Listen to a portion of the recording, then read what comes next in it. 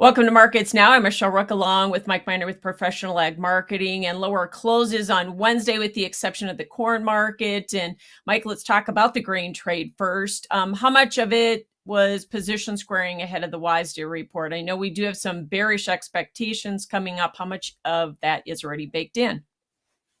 Yeah, they're headed back towards the grain prices are heading back towards last week's lows. And really, at this point, it's tough to find too much friendly news out of this market. And we've really traded it recently here as the trade is really expecting a burdensome report at the end of the week here on Friday. We'll see what the export report shows here tomorrow.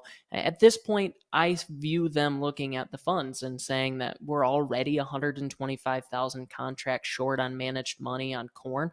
For them to continue to build on those shorts is a little extreme, I think, ahead of a time frame that we normally see somewhat of a rally. And now I do see that we're making this transition essentially from $7 corn back to a $4 corn type area with 2 billion plus bushels of ending stocks on corn for the United States. So for them to get too excited on these rallies is going to be a little bit tough. But for them to continue to pile on, especially ahead of a big report here on Friday, we'll see how much they take it away, I guess, or how much they already have built in. So funds obviously covering a little bit of their short position today, though, in the corn as well, because we did hold support that we needed to hold and bounced off those areas, right? Yeah, I'm looking at a technical picture that they don't want to get too far in over their heads in the short term here, and we've been a little bit oversold here, so they're going to take it a little bit easy here, keeping December 23 above that $5 watermark essentially. So soybeans, because we were lower there today, Mike, do you think that was because the funds are still a little bit long in that market and maybe we're exiting some more of those positions here ahead of the report or not?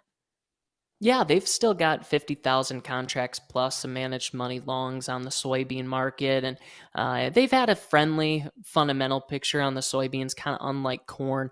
So that favorable start to their crop and a little bit faster planting pace, second fastest they've seen on record, is maybe contributing to a little bit of resistance today.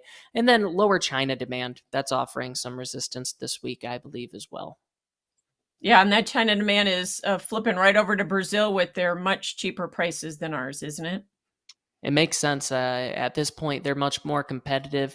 They've got a storage issue in Brazil that's worth talking about today, and they're planning to take advantage of that right now. Absolutely. So the transition that we talk about from old crop stocks to new crop supplies in soybeans, the transition isn't going to be near as big as what we see in corn, though, right?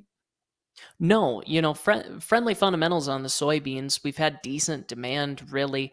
That picture is a little bit easier to grasp on the soybeans with their outlook going forward. It doesn't look like they're going to build as many ending stocks. But the soybean picture, that one's a little bit more friendly. And I think the outlook with renewable diesel is worth mentioning with soybeans as well, that they may have a different story coming at them the next 5 years with more of a macro picture, I think. What about this wheat market? We had the big key reversals last week in that market, and now where does the market go? The Ukraine export corridor talks with Russia could resume, and that's offered a little bit of resistance here. So that's influenced the other grain markets as well. I think that's put some support underneath corn on those couple big days, and then it's offered some resistance here as we've taken it back away. And I think that'll continue. On wheat, I'm just excited that they're trading that news again here and those tensions. We had gone so long where they had not traded any Russia Ukraine news at all. And if we start to trade that a little bit again, we'll see some of those 50-cent days come and go more commonly. And I think that'll get the grain markets a little bit more excited, kind of like it did the first go around. Mike, you could actually argue that the wheat market has really not been trading any fundamentals, war, weather, or anything, would you? Well, in the United States, I mean, conditions are not fantastic to say the least, and a lot of winter kill, just too dry in a lot of areas. seeing another crop take its place. So abandonment could be an issue here going into these next few reports. But seeing the current weather pattern in the Southwest United States as well, I know some showers have went through that part of the world, but it's still very dry all the way up through Nebraska into the Dakotas, really. So cattle market, we had a nice day yesterday, and today did we just see some profit taking because we hit chart resistance, or were there some fundamental reasons like what we saw spill over from the outside markets? Yeah, so direction's a little bit tough in the cattle market right now. I look at the direction yesterday, those triple digit gains being kind of a reaction to what the corn market did. When the corn market broke lower here, it's really supported the feeder cattle market. And I think that spilled over into the live cattle market just a smidge. And when I look at the feeder cattle market as well, just on its own, the auctions and the demand at those auctions have been quite high. And the theory of the outlook for lower feed prices has improved demand for those feeder cattle and lower supplies at those auctions. So that's been a part of it as well. But when I look at yesterday's trade, that was one thing. Today, it was a little bit more of a down day. Took some stuff away and a little bit more interesting. I think they're still struggling with box beef values at this point. When we look at some of that further weakness, you could argue that we're supposed to reach a high in here at some point over the near future. It may be happening a little bit earlier than normal, which is fine. Yeah, we've been rallying a little bit ahead of normal on that box beef value here so far, so that makes sense. But are high prices curing high prices right now? That's going to be really the discussion we talk about here over the next few weeks on product values for cattle.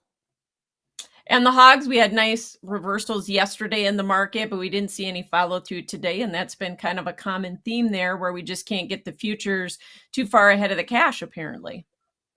Yeah, the futures have been waiting. They've been selling short, building a net short position, and then they've waited for cash to start rallying. And then they'll start piling in, buying a little bit.